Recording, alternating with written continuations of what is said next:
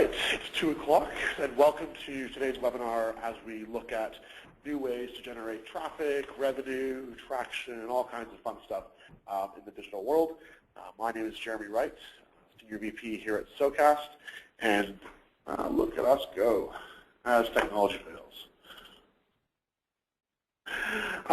So one of the things we look at as a radio industry, obviously, is listenership habits changing, where people are listening, how listening changing, and obviously digital is a significant opportunity for us to do some really great things. But in the last year or so, not only has the listening habits of people changed, but even the way people consume content online has changed. And a recent Comscore report, which we helped out with, showed that most radio stations are experiencing traffic declines as well as actual listener declines. And so that creates some challenges, but also some great opportunities we're going to go into today. One of those is to look at not just web traffic, but to look at overall reach we have across everything we're doing online. Obviously, it's not just online that matters. All of our on-air stuff is incredibly, incredibly important. But looking at total reach creates a scenario where we can actually look at how we're growing our overall visibility, how we're growing interactions, how our audience is engaging with us, and hopefully they're engaging with us on a regular and consistent basis. And one of the great things here is that, and it's not rocket science, but it's one of the things that the industry is starting to explore in a deeper way, is that greater reach and greater interactions actually does lead to tune-in. So these stats are from one of our client sites last month, where they had some significant growth in reach, and also in hours tuned, both online and offline. So they actually have a significant amount of traffic growth, and then even more new listeners to their station than they'd ever had before, which is great to see. At the same time, though, our advertisers are starting to ask more from us as media companies. They're starting to ask about not just, hey, does radio make sense? Because obviously it does for all of our local advertisers, but what is that ROI? What are they getting back beyond just awareness?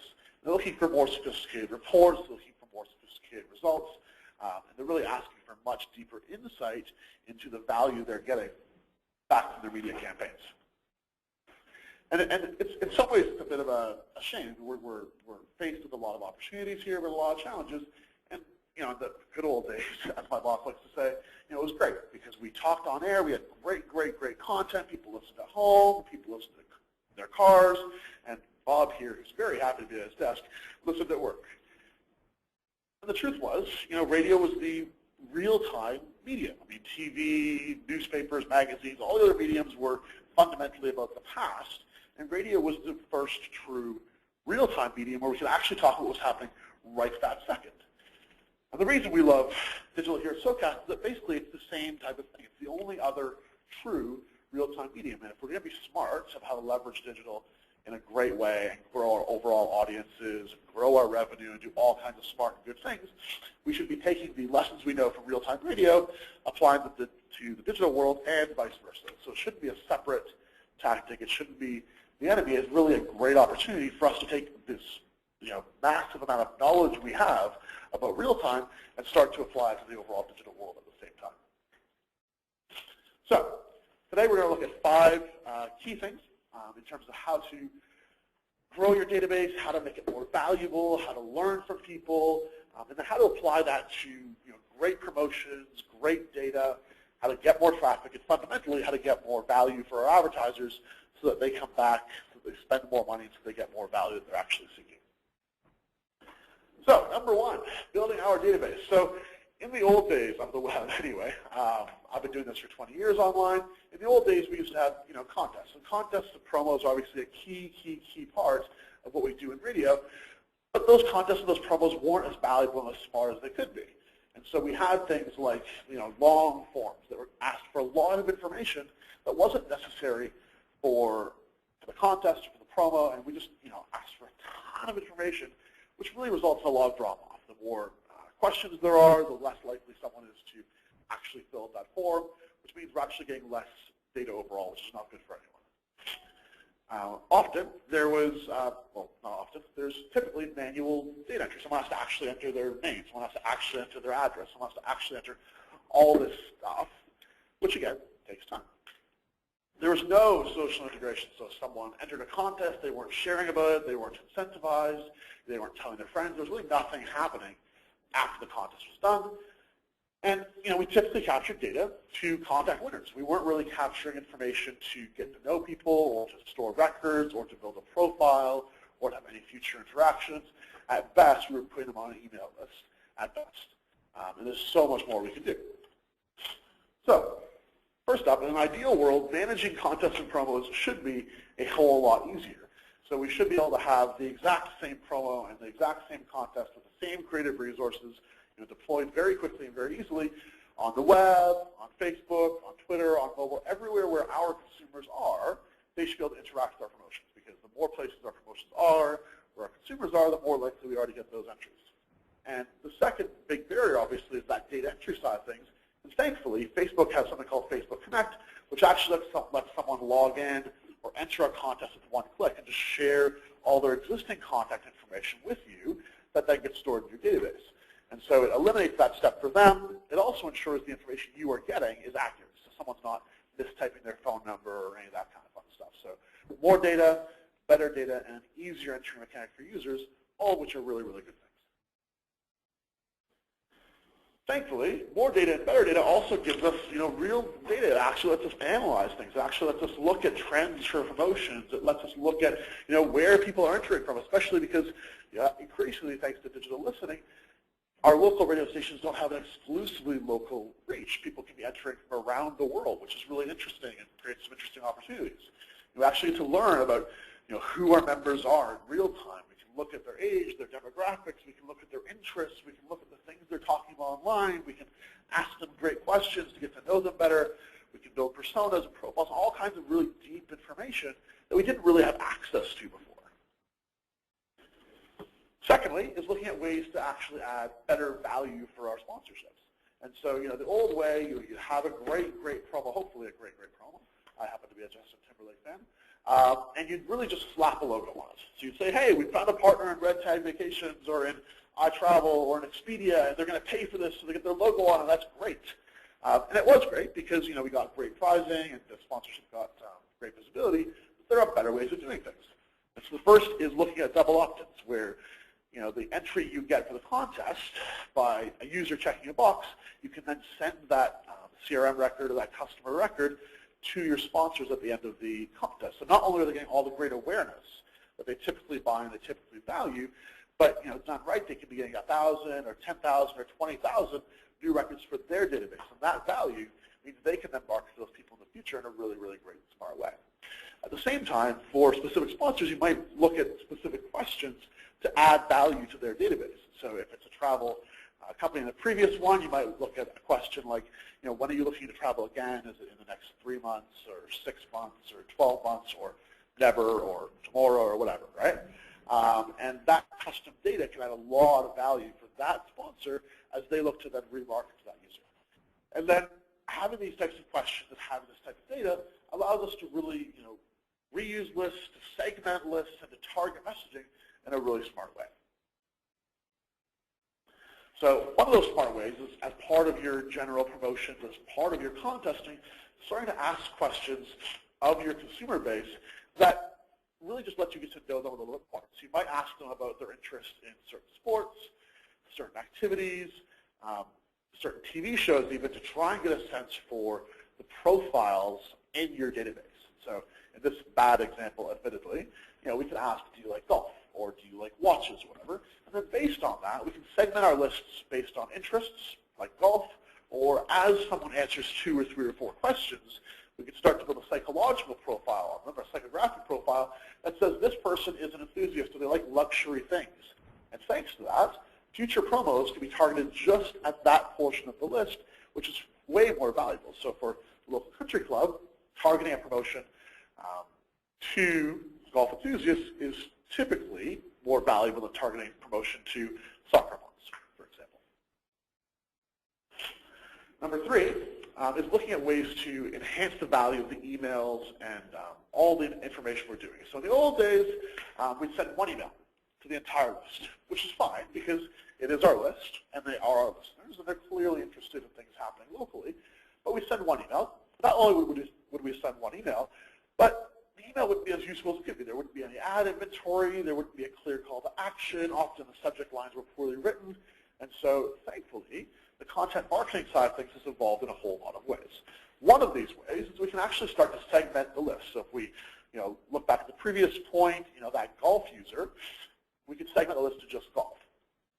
Or we could look at a Subway promotion and say, hey, instead of just sending out one email that says, hey, great new Subway contest, we could say, listen, we're going to segment this list down to high school students. We'll get something about great lunch deals. And so the content's customized to just their mindset. Soccer moms might get a healthy break in the afternoon type of messaging. So there's different messages segmented to different parts of the list for the same promotions. And so you're getting much more likelihood that they'll respond. One of the other things we're starting to do from a marketing standpoint online is what's called lead scoring. I probably should have put that in the title. But what it says is, as our consumers, because we know them, because they're in our database, because we have some idea what they're interested in, and because they're interacting with us on a lot of different platforms, we can start to track what people are doing and say, as someone does things, certain things are more valuable to us as a brand. So someone visiting the website, cool, that's great, that's a point.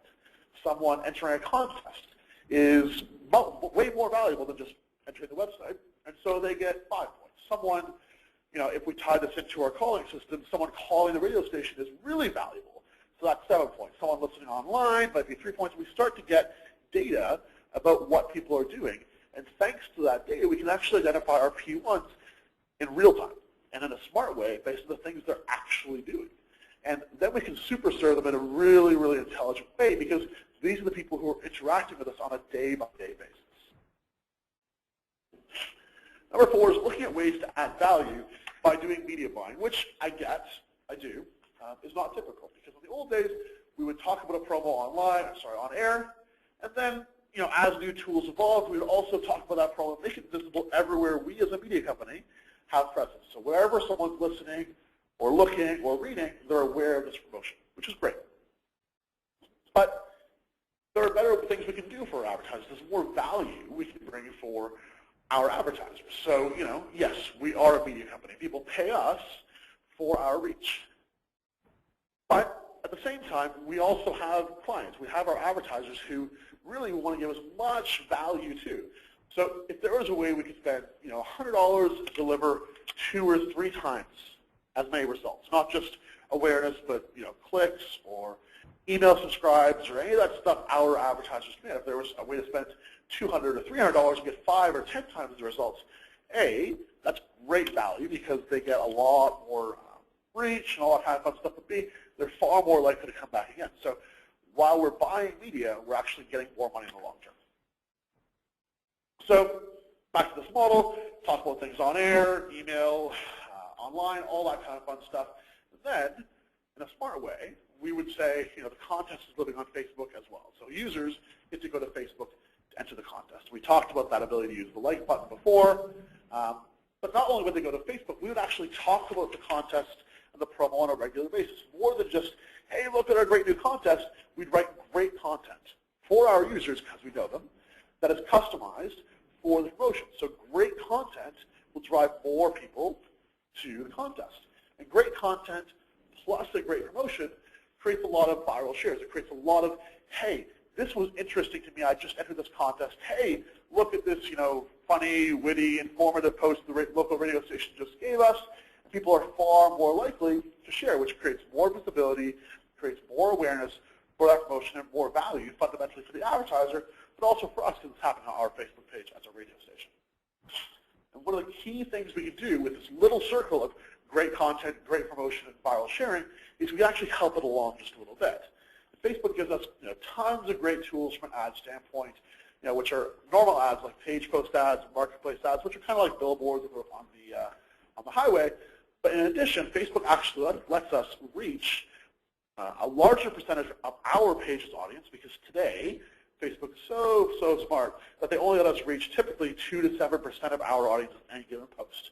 And so by promoting a post, and that's what Facebook calls us promoted posts, by promoting a post we can get that to 50% or 70% of our audience. We can also get it to the friends of our audience, to the friends of friends, and that kind of thing, so we get a network effect where we can get to a much larger percentage of the local population. In addition, Facebook gives us a tool called Sponsored Stories that lets whenever someone likes or comments or shares that great content we created, it actually shows up in the user's newsfeed. So someone's far more likely to look at content on Facebook if you, as their friend, have liked it or commented or shared. So these two tools of promoted posts and sponsored stories are wrapped together. They create a lot more visibility, and they do it in a very, very cost-effective way. So I've included a link here.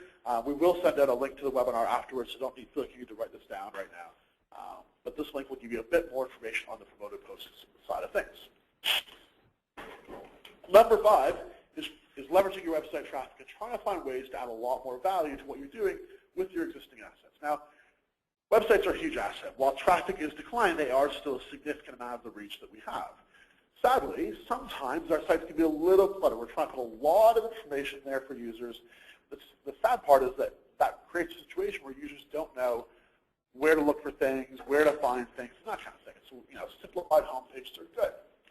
Secondly, our audio feeds are great because they are a feed of what we're doing from a content standpoint as a radio station locally, but there's so much more that could be there. There could be album covers, there could be links to download songs on iTunes, there could be trivia about the band happening beside that live audio feed. So augmenting that audio feed with more information is a huge opportunity.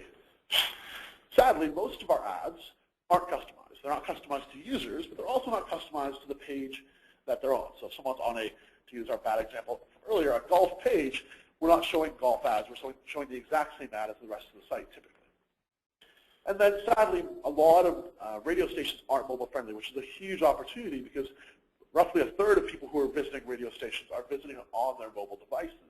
And if it's not mobile friendly, it's not mobile ready, or it doesn't even work, that's a massive missed opportunity. So, a few things we can do smarter. First, we can customize our ads to our pages. So if we have content that we're talking about cars or golf, because it keeps coming up, or travel, we can actually write content on the site for that same thing. And then we can create sponsorship opportunities for the local car dealership just on the car content, for the local country club just on the golf content, for the local travel agency just on the travel content, which creates a new revenue stream for deeper content. Now these sponsorships, obviously we don't want our sales team going out and selling $50 or $100 sponsorships. There's ways of doing this from a web standpoint or an automated standpoint that create new revenue streams. So instead of just tossing in digital ads for free or selling one on a site, we can do much more targeted ads. Now that might be from a promotional standpoint, it might be from an ad standpoint. We can do much more targeted ads to the content people are reading about. And obviously, if we're looking at content, we're producing a lot of content. A lot of stations produce a lot of content online. And because we're so used to producing content overall as radio stations, it's very easy for us to get into a mindset where more content is better. And the truth is that while more content might be more reach, if we're not hitting the right audience and they don't really care about the content and they don't tie it back to our radio station as a brand, we're basically doing a lot of work for no fundamental value for us as a brand. And so a few kind of key rules here. First up is tell the truth. A lot of radio stations, because we are real time, it's very easy for us to get into the rumor side of things without always following up to say, here's what actually happened. And that lack of truth can, over time, erode trust, which is never a good thing. As a local radio station, we want people to be trusting us fundamentally. Secondly, a lot of radio stations are relying on what's called memes. And so the cat pictures and the funny pictures and the GIFs and the animations and that kind of stuff, very high sharing, very, very high sharing, which in theory, high numbers are good. But if it's high sharing by a low value audience that we don't really care about, we're really creating a lot of awareness with no fundamental value for us as a brand. So we're doing work without getting a real return. The third is, an adjunct to that, which is that we really want to start cultivating content that our audience fundamentally cares about. So if we go back a few slides, if we know our audience and we know their interests, again, golf being a bad example, writing more golf content will, theoretically, get more results, more shares, and more loyalty back to our station. Part of that is that some of our clients have audiences that actually don't want from a listener standpoint. So they find that their advertisers don't want them. For whatever reason, for example, it came up last week where one of our clients didn't want teenagers as a fundamental listener demographic, which is entirely their call as a brand. And so one of their strategies is actually to write content that A, their core audience does like, but B, that teenagers don't really care about. And so over time, that audience goes away and kind of self-select out. And lastly, the responses we can give online can be customized to what our audience wants, what they're doing, and what they're saying. And if we know who our P1s are in real time, we can start to actually respond to them in a smart way in real time. And so, there's tools out there, we happen to have one of them, but there's tools out there that let you actually say, these are our P1s, and these are all the things they're doing digitally, and then our live teams, our DJs and our producers and that kind of stuff, can then be replying and having conversations with our P1s in real time, which is a huge, huge, huge value. Ideally, we can get some great data in terms of reach, sentiment, demographics, and that kind of thing in real time as well. But even just the ability to respond to our P1s in real time is such a huge win because that interaction means so much to them. So to wrap up the core presentation part of this, again, we'll send out a link afterwards. We include a few links here in terms of better ways to do content marketing, better ways to write email. There's a link to an ebook here, some information on testing and lead scoring and all this kind of fun stuff, as well as ways to get more information out of the data you have access to today. So that's us. We are more than happy to take questions. Nessa? Don't have any answers here. Okay, so we feel free to ask questions in the webinar software. We have about 10 minutes set aside to answer any questions. So we'll give you guys a few minutes to think up the best and smartest questions you possibly can, and then we'll give a shot at answering them.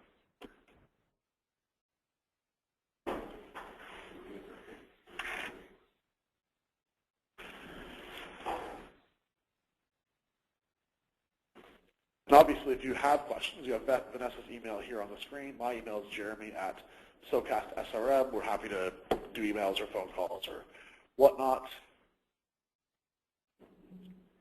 Well, hopefully the webinar has been valuable. We thank you all for the time, because I know everyone's very, very busy. And have a great rest of your week.